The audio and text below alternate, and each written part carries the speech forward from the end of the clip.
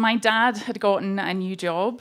He used to work in the Glasgow shipbuilders. And if you know anything about the Glasgow shipbuilders, you know that's where Billy Connolly kind of grew from, and that's where his comedy came. And so my dad had all of the patter, and he was, the guy that was jovial and, cracked the jokes and had the fun things to say. But when we moved to the burbs, things changed, and he lost his job. He became an alcoholic, which I didn't know at the time. And he used to sit in the kitchen and talk to his dead mother. So this was when I was 7. So I watched this and subconsciously watched him hide behind drinking. I also watched my mother hide behind having to work all the time because she was the main wage earner. But instead of actually facing the fact that my dad had become an alcoholic, she chose to hide that fact from herself, and she chose to hide in a different reality that I wasn't part of. So growing up as an only child, this became very lonely. And so that game of hide and seek that we play when we're young can develop into a way that you live. And that way that you live can be something that is so subconscious, you don't realize until you get older. So I can remember hiding as a child. I would hide behind all of these different facades. When I was young, I would hide behind my art. So as an only child, I spent a lot of time on my own, and art was my safe place. And so hiding behind that art, I hid behind my talents. And that was good for a while. And then as I got a little bit older, I hid behind the athletic Karen that was a runner, and I ran up and down the UK. And that was good for a while too. And then when I got to my teenage years, I hid behind the facade of being a model and hid behind an external facade that really wasn't real. And that was okay for a while too. And so I kept moving from all of these different hiding places to try and find a spot that was good for me. But I just kept moving from spot to spot. And then in my 20s, I just was floating through life. I didn't have any purpose. I didn't have any, vision for my life. I went to university, I did interior design, and I loved that. And after I graduated in my early 20s, I met my now husband. And so what I didn't realize at the time, I was drawn to David because he was everything I wasn't. He was confident, he had a big group of friends, he was sociable, and although I didn't realize it at the time, in my subconscious said, here's someone you can hide behind. So I hid behind David. And then we had 2 kids, Brooke and Oscar. And what do you think I did when I had kids? I hid behind my children in any kind of way I could, whether that was pictures or any kind of situation, I hid behind them. So really, I didn't have my own identity. I didn't really know who I was. And so this kept persisting until I was on the run up to 40, and I thought, I don't like who I am. I don't like the job that I have. I don't want to continue doing what I'm doing. So I looked back to my childhood years and thought about the things that I enjoyed. So I remembered that I loved to run. And so I decided that I was going to become a personal trainer by the time I reached 40. And after having kids, most people are not happy with their bodies after they have kids. And so I had hid from my body for a long time too.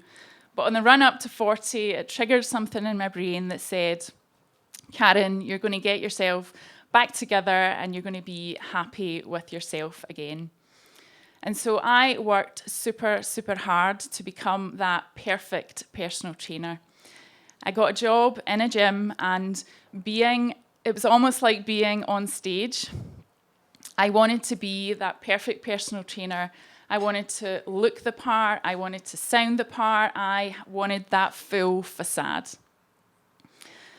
And so what I did was I worked myself so hard into the ground that I ended up, as a personal trainer, losing my health. I was so focused on the external that I wasn't looking after the internal. And so that became the deepest, darkest hiding place that I didn't choose for myself. So in 2015, I spent almost a year of being unwell. I kept thinking I was going to go back to work. I was going to, reclaim that identity that I had. But instead, I was, at the start of 2015, in the back of an ambulance going to a hospital. And the next day, I wasn't able to lift a glass of water to my own face. So I went from peak fitness and what I thought was health to 10 stories under, which is how I used to describe it in health. But I realised that I was 10 stories under and actually hiding myself. I was so ashamed, I felt so lost that I just couldn't face anybody. I just wanted to hide.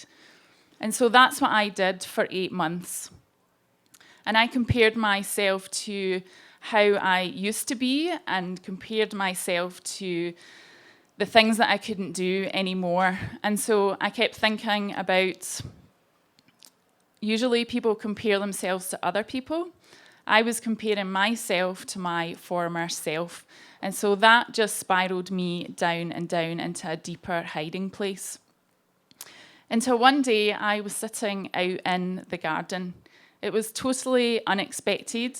I wasn't in a good place. I was really, really unhappy. And I had regained some health, but I wasn't back to normal. There were things like I couldn't focus my eyes. I didn't have energy levels to go for a shower. Just all sorts of crazy things like that. And no specialist over those 8 months could actually find a reason why things were going wrong in my body. And so that one day I sat out in the garden and I saw these two, I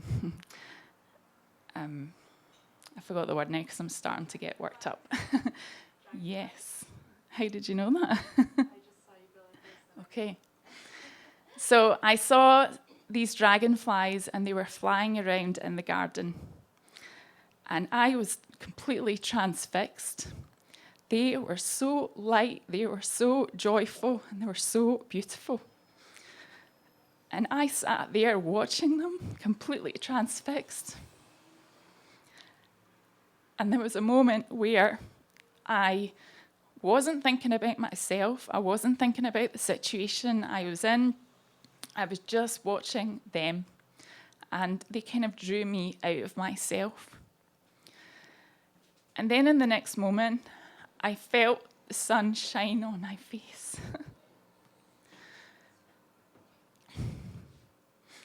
And that was a really pivotal moment that I will never forget, because that sun on my face felt different from the regular sun.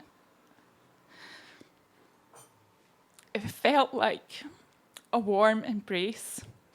It felt like someone was saying, I am here. I see you. And so in that moment, that changed everything because I felt seen. So, I forget now how I was going to wrap up. So, for those that are hiding behind things, for those that aren't stepping out into the sun. I'm here to say that this is my year of no more hiding. And that's what's brought me here, standing in front of you without my notes. Because that can be a prop to hide behind. So I'm standing here saying that I'm stepping forward, I'm standing in the sun, and I'm saying, no more hiding.